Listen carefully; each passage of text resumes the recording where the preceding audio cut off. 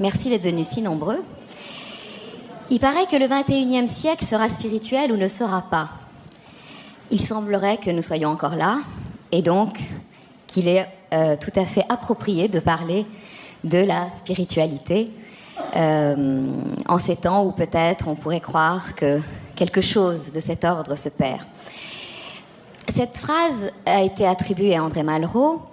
En fait, il ne l'a jamais prononcée, mais c'est un journaliste danois qui avait titré avec cette phrase un entretien qu'il avait fait avec lui, et Malraux ne l'a jamais renié. Donc ça veut dire que le journaliste avait plutôt bien résumé ses propos, mais cette formule donc n'est pas directement de lui, et je crois que nos intervenants de ce soir vont un peu tourner au fond autour de cette question. Est-ce que le spirituel tisse la trame de notre être en tant qu'être humain, à tel point que si nous en étions dépourvus, peut-être que nous ne serions même plus là, en tout cas, même plus là en tant qu'être humain. Notre premier intervenant, Souleymane Bachir Diagne, est un ancien élève de l'École normale supérieure, agrégé de philosophie et docteur d'État. Il a une formation française, mais aujourd'hui, il enseigne la philosophie à l'université de Columbia, aux États-Unis. Mais si je puis me permettre d'ajouter quelque chose à cette biographie officielle, c'est que je crois qu'on ne peut jamais quitter la France, dans le sens où on ne peut jamais déchoir de cette nationalité quand sa langue est le français. Et vous l'emportez avec vous partout.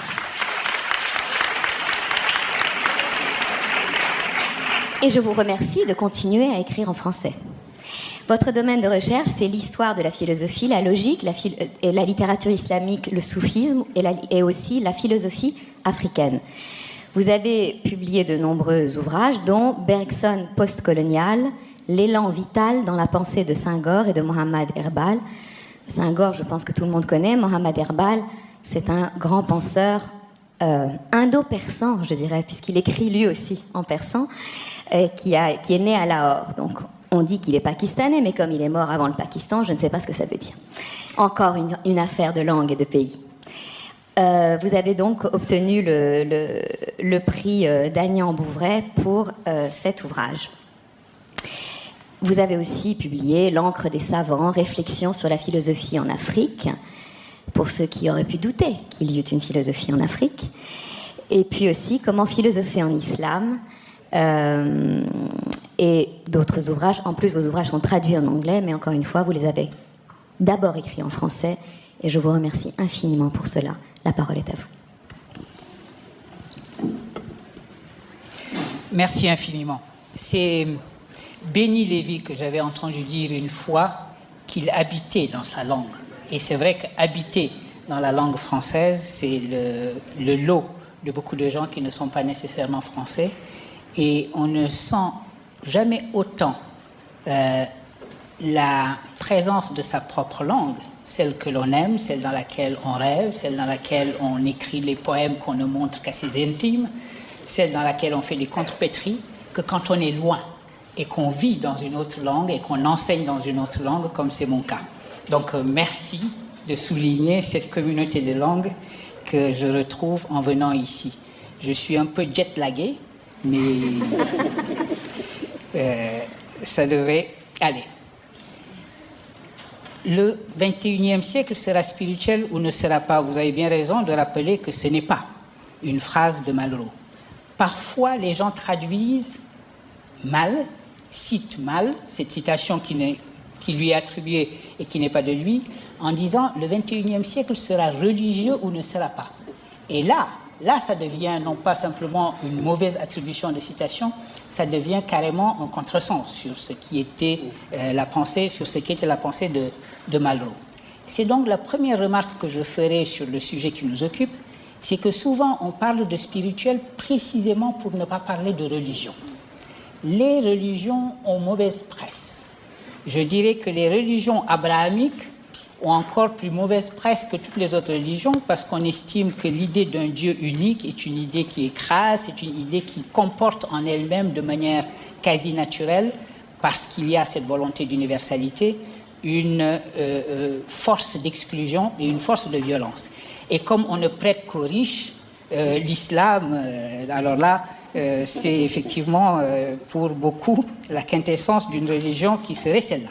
Donc les religions constituées, les religions positives, ont mauvaise presse aujourd'hui et ont eu pendant très longtemps d'ailleurs, ont fait l'objet de suspicions de la part d'une génération de gens qui exigeaient une éthique autre, une éthique personnelle, une éthique de l'authenticité.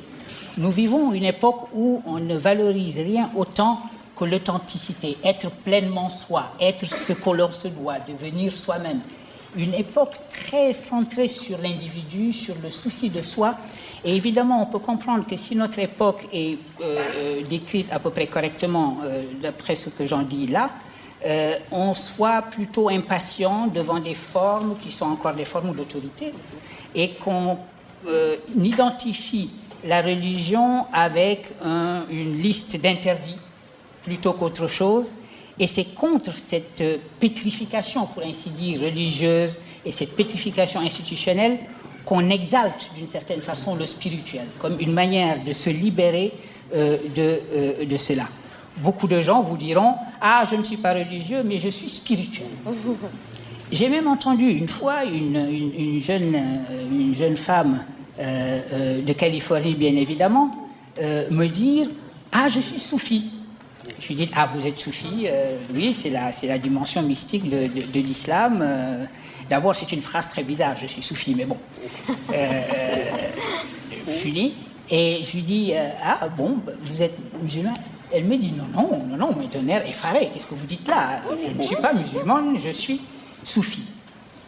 C'est une manière de dire justement cela, qu'il peut y avoir un spirituel qu'on va détacher totalement de ses origines religieuses et quand dans son esprit ce que cela voulait dire, c'était des choses très, très importantes d'ailleurs qu'il ne faut pas traiter comme ça de risible. Ça n'avait rien de risible du tout. Ça voulait dire qu'elle aimait, j'imagine, la poésie de Attar, de Fariduddin Attar, et qui n'aime pas la poésie de Fariduddin Attar. Vous vous souvenez, Peter Brook a fait une adaptation scénique magnifique de la conférence des oiseaux de Attar. Ça veut dire qu'elle aimait également probablement Rumi, les poèmes de Rumi, et sûrement aussi qu'elle connaissait la poésie d'un soufi comme Ibn Arabi, et en particulier ce que l'on cite toujours pour parler de spiritualité précisément, ces vers d'Ibn Arabi où il dit que sa religion, c'est la religion de l'amour. Et l'idée que la religion de l'amour, que le spirituel fait craquer de toutes parts tout contenant religieux, formel, pétrifié, identifié à des interdits, c'est effectivement de cela que l'on parle lorsqu'on parle de spirituel plutôt que de religieux. Il y a donc cette idée que la spiritualité est universelle, alors que les religions sont particulières et historiques, positives. On peut poser la question suivante, et c'est mon troisième point. Pourquoi à ce moment-là continuer quand même à parler de spiritualité? Si l'on estime qu'au fond, les religions ont mauvaise presse, les religions sont choses du passé, si on a une attitude très weberienne qui consiste à penser que les religions vont inéluctablement être dépassées par une forme de modernité, à ce moment-là, pourquoi tenir encore au spirituel? Pourquoi dire, comme on a fait dire à Malraux, que le XXIe siècle sera spirituel ou ne sera pas? L'hypothèse, et c'est une des affirmations que je soumets à notre réflexion commune, qu'il faut faire, me semble-t-il, c'est que, pour faire un jeu de mots, nous avons le spirituel chevillé au corps. Autrement dit, le spirituel, me semble-t-il, peut être défini comme faisant partie de la vérité anthropologique, de la vérité de l'humain. Autrement dit, ce que je suis en train d'affirmer peut-être un peu rapidement, c'est que l'humain ne peut jamais se satisfaire de vivre entièrement englué dans l'immanence, englué dans la matérialité, et également soumis au rythme des travaux et des jours, c'est-à-dire à un temps sériel qui est le temps où on se réveille, où on prend sa voiture, où on prend le train, le métro, où on passe 2h30, nous en parlions tout à l'heure, pour arriver à son boulot, en se disant je vais faire ce boulot avec des collaborateurs et des collègues que je n'aime absolument pas, et ensuite je vais avoir à passer 2h30 sur le chemin du retour.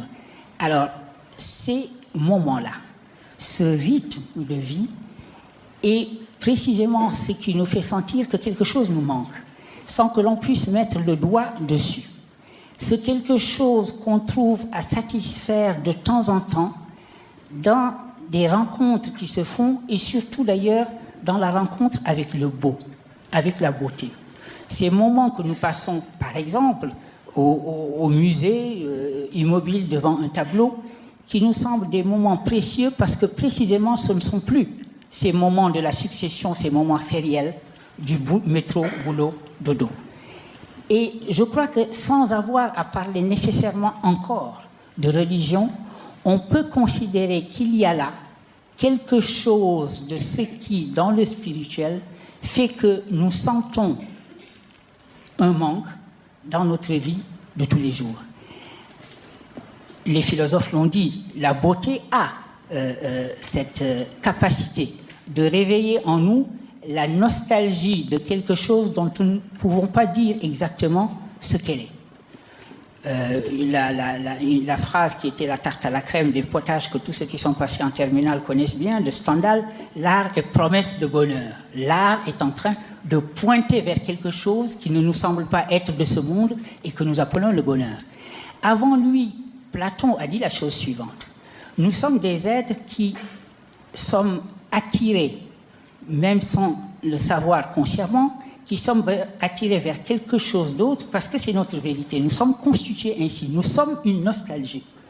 Et Platon disait que la chose de ce monde qui réveille le plus facilement cet appel de l'ailleurs, c'est précisément la beauté.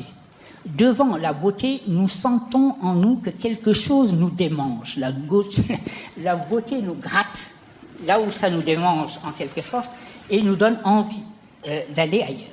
Donc, voilà un certain nombre d'illustrations de ce que j'appellerais cette volonté de spirituel qui est constitutive de notre humanité, qui fait que nous sommes des êtres d'inquiétude. Nous sommes toujours inquiets de quelque chose, au sens étymologique du mot inquiet. Nous ne pouvons pas rester tranquilles, nous ne pouvons pas rester immobiles. Alors, ce que je viens de dire peut renforcer l'athée dans son idée finalement que le spirituel n'a absolument pas besoin de religion. Après tout, je peux trouver à satisfaire cette soif spirituelle dans la contemplation du beau, dans même le fait d'assister à un spectacle ou de contempler la beauté avec d'autres. Et je projette mes propres sentiments sur ces autres, ce qui me donne un sentiment de plénitude et de communion avec les autres. Et c'est à dessein que je prends le mot de communion, qui est, comme nous savons, un mot religieux. Donc, on peut penser qu'il y a dans ce monde-ci, sans qu'on ait besoin de pointer vers un ailleurs, des choses qui sont en mesure de réenchanter notre vie, de nous donner un sentiment d'un temps qui soit un temps arraché au temps sériel et qui serait donc un temps éternel. Nous faisons peut-être l'expérience de l'éternel lorsque nous nous trouvons plantés devant le beau et que nous sommes saisis par la beauté. Donc ça semble aller dans le sens de ce que nous disions. Pourquoi ne pas sortir de la religion? Et si nous avons cette soif de spiritualité, il y a suffisamment de choses qui peuvent nous procurer la satisfaction recherchée sans qu'il y ait besoin de la religion. Eh bien, c'est sur ce plan-là que les religions aussi réagissent. Et elles réagissent de deux manières. Elles réagissent d'abord en disant que ce spirituel que l'on approche dans la beauté, dans tout ce qui nous semble être le but de la soif qui nous habite, c'est un spirituel qui est encore incomplet. c'est un spirituel qui n'est pas constitué, c'est un spirituel qui n'est pas éduqué et à sa finalité et à ses procédures. Ça, c'est l'affirmation des religions. On peut la discuter, c'est tout à fait discutable, mais ceux qui sont religieux sentent profondément que l'appel du spirituel est en fait un appel qui doit pouvoir s'inscrire dans une forme traditionnelle de satisfaction de la soif qui nous habite. Mon cœur est sans repos, disait Pascal, jusqu'à ce qu'il repose en toi, Dieu. C'est-à-dire que pour lui, toutes les formes intermédiaires de satisfaction, la beauté, même la beauté de la science, la beauté de la connaissance, tout cela n'était encore que des substituts qui provoquaient une forme de divertissement. Dans ces cas-là, le désir s'aveugle en quelque sorte sur son propre objet. La seule satisfaction possible, et ça c'est le point de vue de la religion sur la spiritualité, est donnée par une présence. Ce que l'on cherche, ce n'est pas simplement s'abîmer dans la contemplation du beau, mais se retrouver avec un témoin de soi. Vous parliez tout à l'heure de Mohamed Iqbal. Iqbal a le très beau vers où il dit qu'il s'agit effectivement de se réaliser et de se réaliser pleinement comme individu et comme humain. Mais il dit, dans la voie de cette réalisation, il faut toujours chercher 3 témoins. Le premier témoin, c'est quelqu'un d'autre. Si vous témoignez de mon existence, je vous dois quelque chose. Le second témoin, dit-il, c'est toi-même. C'est le moment où on s'auto-saisit comme cet être de désir dont je parlais tout à l'heure. Et le troisième témoin, dit-il, c'est Dieu. Et il dit, si en face de Dieu, tu peux te tenir et exister, continuer d'exister, non pas t'effacer, mais continuer d'exister, alors à ce moment-là, tu auras fait l'épreuve suprême de la réalisation de toi-même. Donc, cette notion de réalisation de soi, de souci de soi, pour le religieux, s'effectue dans la rencontre avec une présence effective. Ça, c'était un des côtés de la relation que je voyais entre le religieux et le spirituel, si on sort de ce découplage qui les sépare.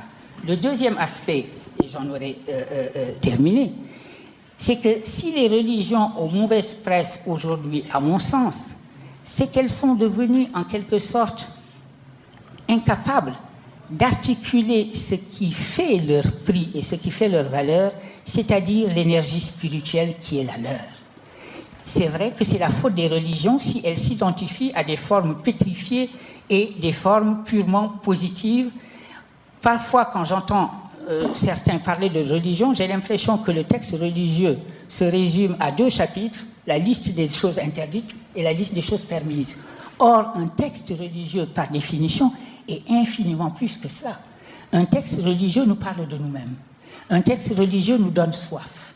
Un texte religieux nous promet à boire et un texte religieux nous donne à boire. C'est le moment où je prends une gorgée d'eau, évidemment, pour mieux dramatiser mon effet. J'en perds mes feuilles et mon latin.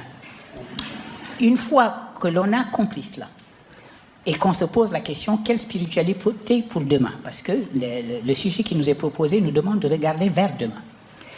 La spiritualité pour demain, à mon sens, étant donné ce que j'ai dit, sera une spiritualité où les religions seront sorties de leur propre pétrification et se seront reconnectées avec leur véritable principe de mouvement, qui est ce que j'ai appelé tout à l'heure une énergie spirituelle. C'est en ce sens-là que rejoindre sa propre dimension intérieure, sa propre dimension spirituelle, cette énergie qui fait que l'humain travaille et se transporte et voyage de lui-même à lui-même. Comprendre que ce souci de soi, qui est un trait dominant de notre époque, ne sera véritablement satisfait que si ce souci de soi s'inscrit dans ces traditions-là, dans ces traditions spirituelles. Je crois que c'est une thèse que je défendrai. Dernière thèse, renouer avec cela, c'est comprendre le pluralisme profond des voies spirituelles précisément. Il faut que les religions apprennent leur propre pluralisme. Quand je parle du Coran, qui est le texte religieux que je connais le mieux, le moins mal, j'aime à citer un verset que j'appelle le verset du pluralisme, qui dit la chose suivante. Si Dieu avait voulu, il aurait fait de vous une nation unique. Sous-entendu, il ne l'a pas voulu. Mais il vous éprouve par vos différences. Donc, devant les différences que vous êtes, faites assaut de bonnes œuvres. Soyez en compétition, mais dans les bonnes œuvres, en sachant, et c'est la fin du verset, que c'est lorsque vous reviendrez à lui, Dieu, qu'il vous informera de vos divergences. L'idée que le pluralisme est une excellente chose, qu'il est bon, qu'il est bel et bon, qu'il en soit ainsi, que le pluralisme est dans l'ordre des choses, c'est sur cette idée que nous construirons, me semble-t-il, une spiritualité qui demain fera mentir cette vision étriquée, simpliste, weberienne, selon laquelle l'humanité sort progressivement de la religion, parce que d'abord la réalité nous montre que ce n'est pas le cas. On parle beaucoup de retour du religieux et on s'aveugle sur ce schéma weberien en se limitant à un certain nombre de pays qui ont connu une phase de déchristianisation. Mais ces pays-là ne sont pas le monde. Le monde ne fonctionne pas de cette manière-là. Et donc, il y a cet aspect des choses. Et deuxièmement, il faut que les religions s'éduquent et éduquent les autres au pluralisme. Le pluralisme est la condition nécessaire pour que nous puissions vivre des spiritualités épanouies, qui puissent satisfaire la soif de l'humain, la soif qui est constitutive de l'humain, tout en nous permettant de vivre en commun dans le respect total des différences entre les voies spirituelles. Merci.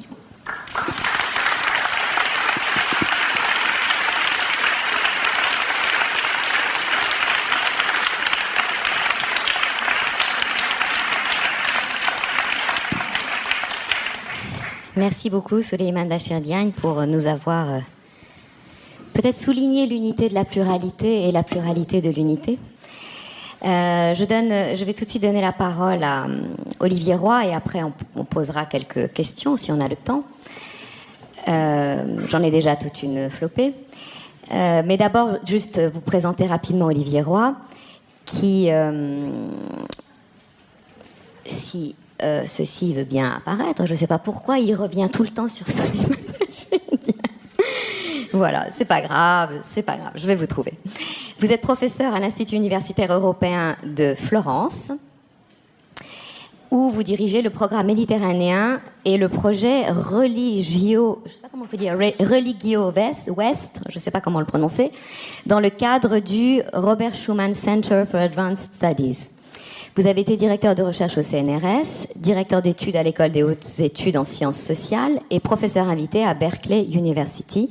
Autant dire que lui aussi, il nous a quittés, mais il n'a pas quitté le français. Et soyez aussi remerciés. Donc, vous avez dirigé la mission de l'OSCE au Tadjikistan et été consultant pour le bureau du coordinateur de l'ONU pour l'Afghanistan. Autant dire que vous avez des liens avec cette maison, tout de même. Votre domaine de prédilection, c'est l'islam politique, le Moyen-Orient, l'islam en Occident, et aussi, de plus en plus, les religions comparées. Vous avez publié plusieurs ouvrages que j'ai lus avec grand intérêt, à mon avis des ouvrages très importants. L'islam mondialisé, la laïcité face à l'islam, la sainte ignorance, rien que cela, et en 2014, En quête de l'Orient perdu, qui est véritablement un très beau voyage que vous nous invitez à faire avec vous. Et je vous donne tout de suite la parole pour nous parler, je crois, du cadre laïque pour une spiritualité de demain. Merci. Il n'y aura pas beaucoup de débats parce qu'en fait, je suis tout à fait d'accord avec tout ce que Souleymane a dit. Donc, je vais partir de ce qu'il a dit, qui est précisément la distinction spiritualité et religion. Il y a un critère, si vous voulez, qui est très intéressant. C'est les librairies. Ça fait à peu près 40 ans que je fréquente des librairies. Et quand on regarde les rubriques des librairies, on voit qu'en 40 ans, elles ont vraiment changé. Et aujourd'hui, vous allez dans n'importe quelle librairie du quartier, vous verrez un panneau avec les livres sur la religion, et à côté, vous aurez une rubrique spiritualité. C'est-à-dire que clairement, la spiritualité ne fait plus partie de la religion. Et ça, c'est nouveau. toutes les religions, bien entendu, mettent la spiritualité, d'une certaine manière, au cœur du croyant. Le croyant est censé, justement, vivre une expérience spirituelle. Dans le christianisme, il y a les exercices spirituels, on va parler de spiritualité ignatienne pour les jésuites, etc. Donc il y a cette idée que la spiritualité, d'une certaine manière, c'est la quintessence du religieux. Et aujourd'hui, pas du tout. Hein. Comme Sulaiman l'a très, très bien dit, aujourd'hui, on oppose donc des religions sclérosées, desséchées, normatives, fondamentalistes, avec une spiritualité qui serait authentique, vivante, individuelle et ouverte. Bon. Bien entendu, c'est un petit peu une construction.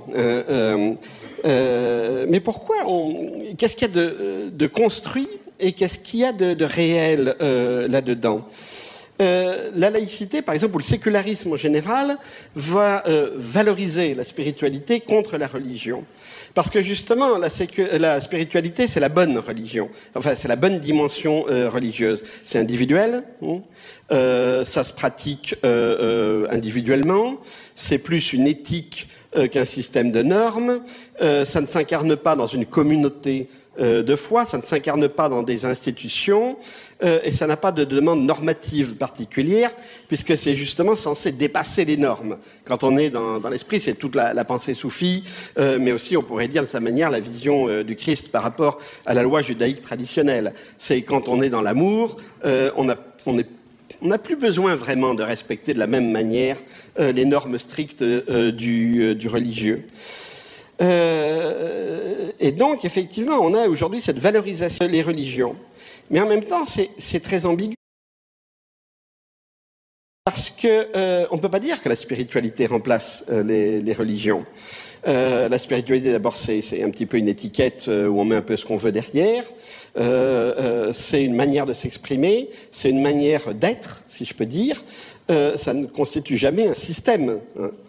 Et d'autre part, le paradoxe, c'est que tout notre droit du religieux est un droit qui est évidemment profondément influencé par les relations que l'Europe a entretenues avec le christianisme en général et avec l'Église catholique en particulier. C'est un droit, le droit du religieux est un droit qui s'adresse à une communauté institutionnelle avec ses dogmes, sa hiérarchie, etc. C'est-à-dire le contraire d'une spiritualité. C'est très intéressant de voir que, bon, là où les choses se décident vraiment, c'est-à-dire devant les tribunaux, vous ne pouvez pas arguer de votre spiritualité. Il y a des tas de cas, bon, parfois c'est folklorique, c'est souvent très amusant. Le droit est beaucoup plus rigolo qu'on croit. Mais il faut attendre la fin des débats, parce que bon, pendant les débats, c'est plutôt ennuyeux. Donc, un cas qui s'est passé aux États-Unis il y a 3-4 ans, vous savez qu'aux États-Unis, la religion a évidemment une place bien plus grande qu'en France. Donc, très souvent, dans des immeubles, vous n'avez pas le droit d'exercer une activité commerciale, mais vous pouvez avoir une pratique religieuse. C'est-à-dire qu'on autorise des lieux de prière, mais pas du business. Donc, une dame qui était chiromancienne, tireuse de cartes, et qui s'appelait Mystic Daisy, c'était son business, s'est fait annuler son bail parce que le propriétaire disait c'est une activité commerciale. Et elle répond pas du tout, je suis religieuse, c'est une activité religieuse, je crois dans la spiritualité, bon bien sûr les gens payent, mais quand ils vont à l'église, vous donnez aussi de l'argent, donc j'ai mon denier du culte, quoi, mais je suis dans la spiritualité. Et alors les tribunaux américains ont pris ça très au sérieux, beaucoup plus qu'ils l'auraient pris en France. Et elle a perdu. Elle a perdu parce que effectivement, la conclusion du tribunal, c'est il n'y a pas de religion de soi-même. La religion est forcément quelque chose qui se concrétise dans une communauté, dans un groupe, et par un système de pratique. Bon. Et de ce côté-là, la loi de 1905 gère le religieux. La loi de 1905, elle n'est pas du tout... vous faites une radio-trottoir en France, c'est quoi la laïcité ? 80% des gens vous répondent, ça veut dire que la pratique religieuse doit être privée. Mais c'est totalement le contraire dans la loi de 1905. La loi de 1905 ne dit rien sur le privé, ce qui est normal, une loi n'a pas à légiférer le privé, et elle légifère sur le culte. Et qu'est-ce que c'est que le culte? C'est la pratique du religieux dans l'espace public, par définition. Hein. Les sonneries de cloche, les processions, les prières dans la rue, la place de l'Église dans la société, les relations entre l'Église et l'État, etc. Donc elle ne légifère absolument pas sur le spirituel, elle légifère sur le religieux. Aujourd'hui, on veut justement faire disparaître cette dimension du religieux comme un système finalement de normes. Et c'est pour ça qu'on va chercher dans la spiritualité, dans le fond, la bonne religion. La bonne religion, parce que justement, ça n'est pas de la religion. Et donc, on valorise la spiritualité contre la religion. Mais on n'en finit pas avec le religieux. Mais du coup, on a un rapport conflictuel avec le religieux. Parce que le paradoxe, si vous voulez aussi, de notre système des droits de l'homme, c'est que la liberté religieuse est un droit de l'homme. Et pas seulement en tant qu'elle est une liberté de croyance, d'opinion, etc. Ça, on est tous d'accord. Pas seulement en tant qu'elle est un marqueur identitaire, pas de discrimination religieuse, pas de discrimination raciale, pas de discrimination sexuelle. Mais, et ça c'est la spécificité de la liberté religieuse dans toutes les constitutions occidentales, disons, c'est une pratique. C'est la liberté de pratique. Et justement, la spiritualité, la référence à la spiritualité, permet de gommer cette référence à la pratique. Donc le noyau dur, celui sur lequel on se heurte aujourd'hui, très clairement, c'est celui de la pratique religieuse dans l'espace public, de la visibilité religieuse dans l'espace public. Et ça, on n'a pas... le problème s'est exacerbé, très précis... pour des tas de raisons, mais entre autres parce qu'on a complètement, maintenant on dissocie complètement spiritualité et religion. Et là, ça pose un autre problème, qui est, mais d'où vient dans le fond ce divorce? Et c'est ce que vous avez posé comme question, qui est vraiment une question fondamentale. D'où vient le divorce? Et tantôt on blâme la religion, on blâme surtout la religion d'ailleurs, essentiellement la religion, le fondamentalisme, comme négation précisément de la dimension mystique du religieux. Et donc le mystique est libéré pour aller ailleurs. Mais pourquoi les religions, finalement, beaucoup de religions, en tout cas des religiosités, des formes de pratiques religieuses, se déconnectent de toute spiritualité? C'est parce que, et ça vous l'avez dit, elles se déconnectent de leur rapport au social, de leur rapport au vécu, de leur rapport à la culture, moi ce que j'appelle la culture. Dans une société traditionnelle, les gens ne sont pas tous croyants l'un de là, et même s'ils sont croyants, la pratique est très grande. Mais on trouve normal que le ramadan soit pratiqué et que les gens fassent leur prière. Or, à un moment donné, ces pratiques religieuses se trouvent déconnectées justement de la société, y compris dans des sociétés qui sont extrêmement religieuses, comme l'Arabie Saoudite ou les États-Unis, où la pratique religieuse n'est plus du tout incarnée, ne correspond plus du tout, dans le fond, aux pratiques économiques, politiques, sociales, etc.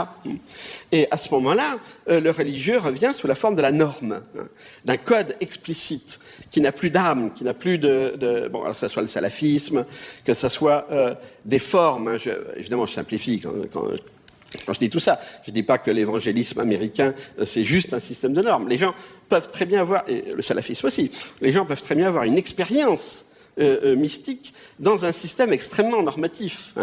De même que dans le sadomasochisme, on peut avoir aussi une forme d'expérience mystique. Bon, la norme n'est pas le contraire de la jouissance et de la mystique. Mais socialement, si, il y a un décalage. Et c'est justement disons, c'est l'isolement du religieux par rapport au culturel qui rend le religieux bizarre, le religieux incongru. Il peut paraître menaçant, surtout quand il est islamique, mais aujourd'hui, même le religieux chrétien, en France, est incongru. Je crois que c'est en 1949, quand l'abbé Pierre a été élu au Parlement français, il est arrivé en Parlement en soutane avec l'écharpe tricolore. Ça serait totalement impensable aujourd'hui. Il se ferait mettre à la porte par les huissiers, si jamais il était comme ça.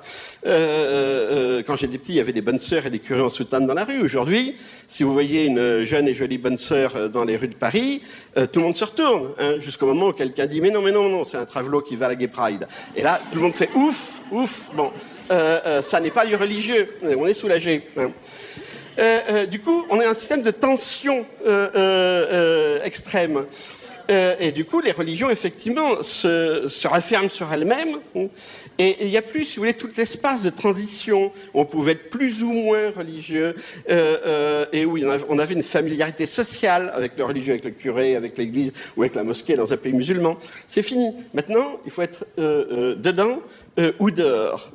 Et je dirais d'une certaine manière, la référence à la spiritualité, c'est une manière de s'exonérer de cette expulsion du religieux de l'espace public, en inventant, disons, une espèce de nouveau espace de spiritualité qui serait comme par hasard pas du tout soumis aux normes religieuses.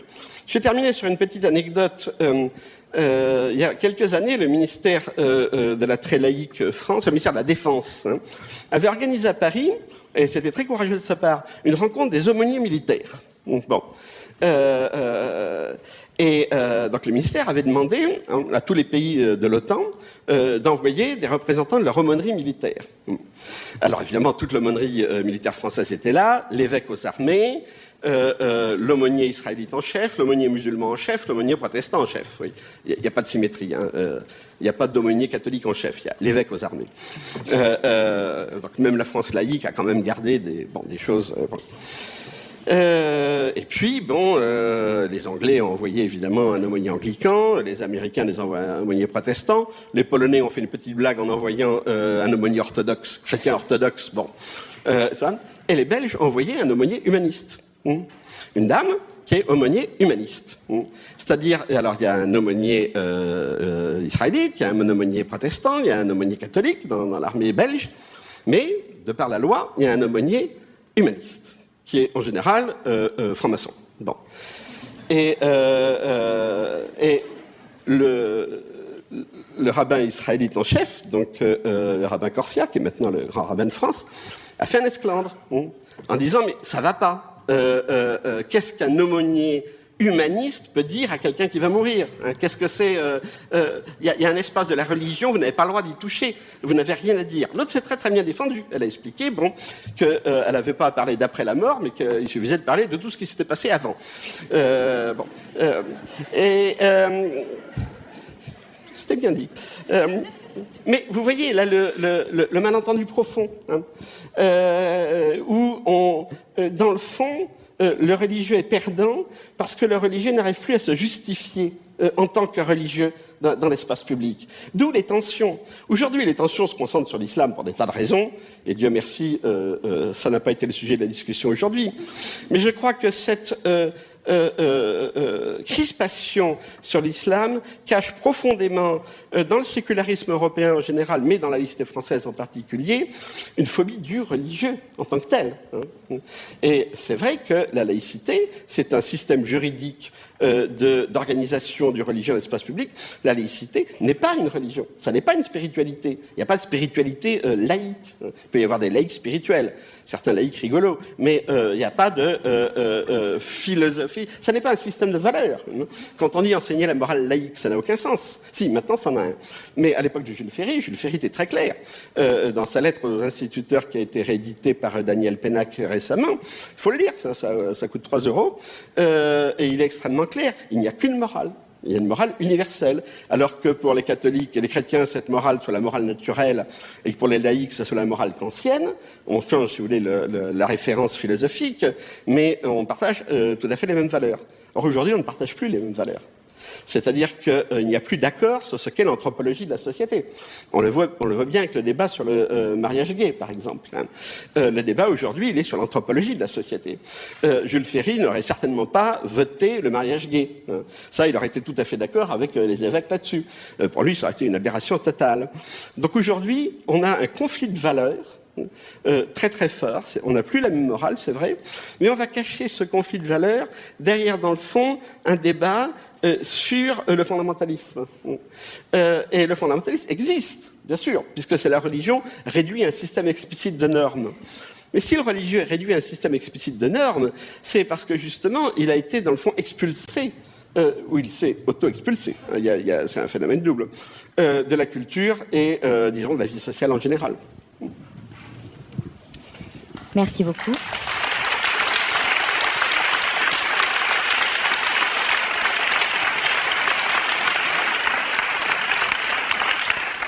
En fait, vous avez déjà répondu un peu aux questions, puisque il ne me reste plus que 5 minutes si je veux tenir le temps, mais pour vous poser des questions. Mais c'est pas grave, je vais vous poser peut-être 2 questions. La première, je la pose à tous les deux en fait, c'est vous avez parlé à la fois donc sur un plan anthropologique, en disant que le religieux finalement, le religieux et le spirituel d'une certaine façon font partie des structures anthropologiques. Est-ce que vous pensez que il peut y avoir des valeurs, en fait, sans qu'elles soient explicitement ou implicitement, sans même qu'on le sache, reliées à quand même des fondements religieux? Parce qu'après tout, ce que nous appelons nos valeurs, qui sont nos valeurs éthiques, morales, ce que nous appelons le bien, ce que nous appelons la fraternité ou la solidarité ou même l'amour, est-ce que ce ne sont pas des valeurs qui nous ont été au départ transmises, au fond, par les traditions religieuses? Alors, évidemment, la chrétienne, ça me paraît tout à fait évident, mais pas que. Dans toutes les sociétés, ce qui a donné au départ les valeurs morales aux humains, ce sont quand même les religions. Est-ce qu'elles ne sont pas réduites à une peau de chagrin avec les siècles qui ont passé, mais au départ, elles étaient profondément créatrices et inspirantes, de spiritualité en tout cas. Vous voulez peut-être commencer, puis après, Olivier? Non, je vais bien pour dire oui à la question que vous posez. Prenons un exemple pour être rapide. Les droits humains.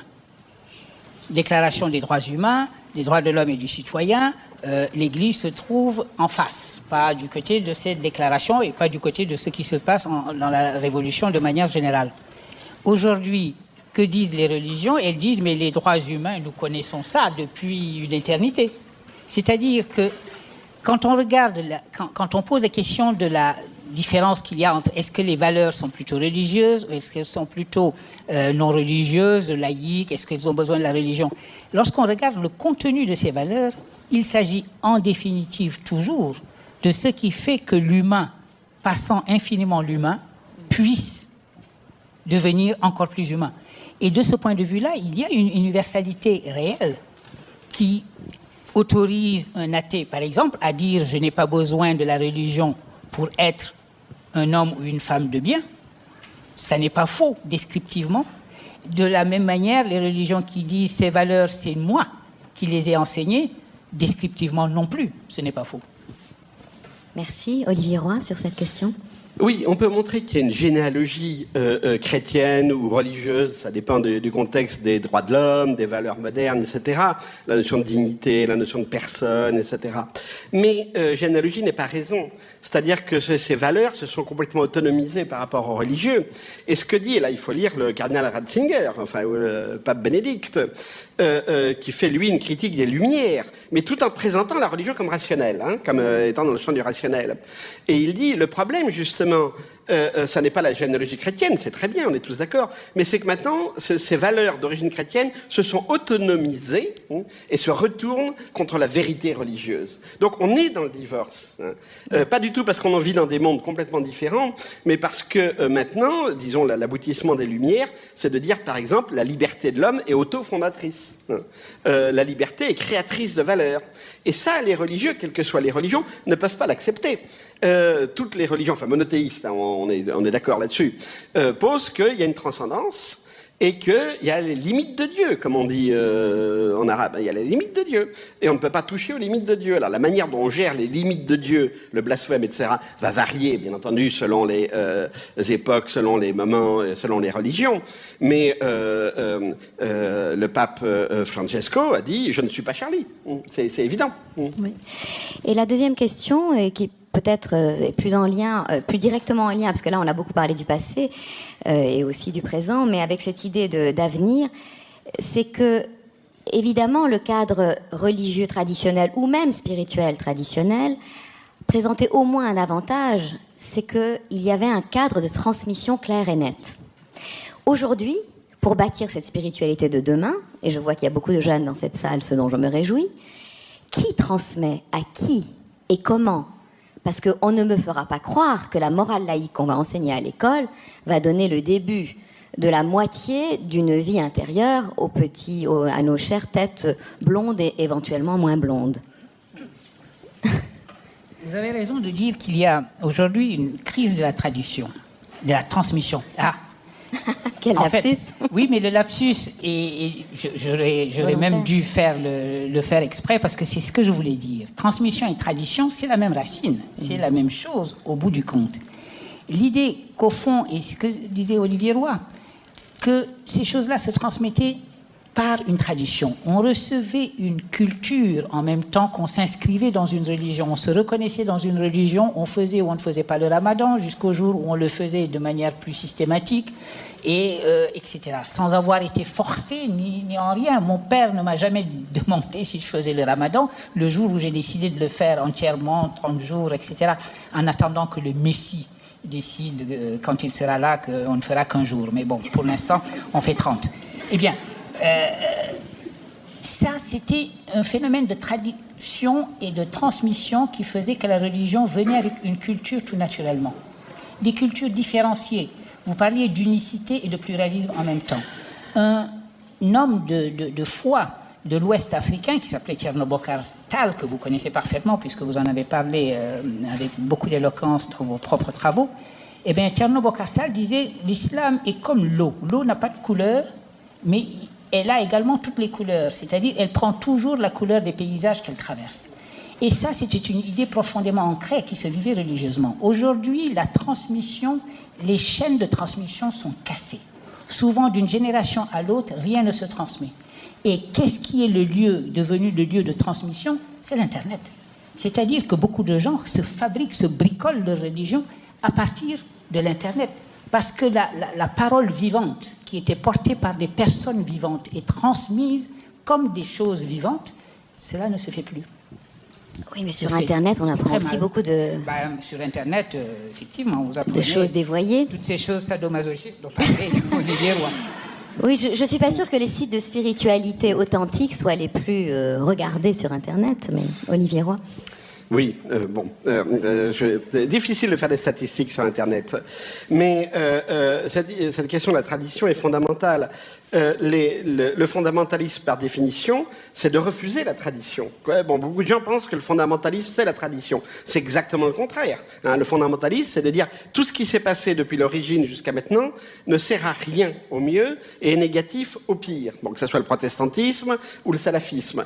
L'Église catholique, elle, n'est pas fondamentaliste. Elle peut pas l'être puisqu'elle se réclame. Elle est un produit de la tradition. Mais même dans l'Église catholique, il y a un problème de la transmission aujourd'hui. Et je donne le problème maintenant, c'est que les formes de religiosité nouvelles font l'apologie de la rupture. Prenez les évangéliques, par exemple. Il faut être born again. Qu'est-ce que ça veut dire, born again? Ça veut dire que c'est pas parce que vous avez été baptisé par vos parents que vous faites partie de la communauté. Vous devez, à l'âge adulte, faire vous-même l'acte de rupture avec le monde séculier, le monde profane qui vous environne, et vous engager personnellement, en tant qu'adulte, dans la religion. Et là, on voit, c'est effectivement la négation de la transmission. Un autre cas très intéressant, c'est le jugement d'un tribunal de Francfort il y a 3 ans qui a condamné la circoncision. La circoncision appliquée sur des petits-enfants. Bon, ce qui est le cas chez les juifs et chez les musulmans. Et alors, l'argumentation du tribunal, elle était double. Elle était dommage corporel. Voilà, on fait du mal à quelqu'un qui n'a rien demandé. Et puis, elle était atteinte à la liberté. Puisqu'on impose à un enfant une marque indélébile d'appartenance religieuse alors qu'il ne l'a pas choisie. Et donc le tribunal disait la circoncision, d'accord, mais après 18 ans. Alors, outre le fait que ça peut avoir des conséquences,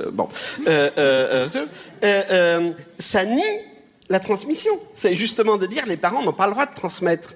Et de plus en plus, dans l'affaire des sectes, par exemple, hein, je suis d'accord qu'il y a des sectes qui abusent de leurs disciples, etc. Mais la tendance à voir dans toute religion, dans le fond, une forme de sectarisme, de contrôle psychologique indu, et qui, dans le fond, fait obligation à l'État d'intervenir pour empêcher, pour casser le lien qui peut être pervers. Ça, je suis tout à fait d'accord. Hein, on a raison d'aller regarder. Mais cette idée, cette suspicion, on a aujourd'hui une suspicion par rapport à la transmission, qui est justement considérée comme traditionnelle, porteuse de préjugés, etc. Donc, de fait, ce qu'on appelle la mauvaise religion, le fondamentalisme, c'est d'une certaine manière celle qu'on a créée, en la coupant de l'intérieur à l'extérieur de ses racines. Eh bien, je pense que il faut qu'on ne sait toujours pas où aller chercher cet enseignement. Alors, peut-être que je me permettrai donc de finir par les mots d'un poète. Peut-être que les poètes, puisque vous avez parlé de beauté, les poètes et les philosophes sont peut-être ceux auprès de qui on peut encore s'abreuver et apprendre et rediriger le désir vers un désir véritable. Donc je citerai un vers d'un poète soufi du XIIIe siècle, vous l'avez cité tout à l'heure, Rumi, qui cite lui-même Diogène. C'est pour ça que je l'ai apporté, parce que comme ça il boucle la boucle de la transmission. Hier, le sage faisait le tour de la ville, une lampe à la main, en disant « Je suis là des loups et des démons. L'homme est ce que je désire. » On lui dit « Cela ne se trouve guère. Nous avons cherché souvent. » Ce qui ne se trouve guère, dit-il, c'est là ce que je désire. Ô soleil de toutes les beautés, sors un instant des nuages, car la face rayonnante de clarté, voilà ce que je désire. Merci de votre attention.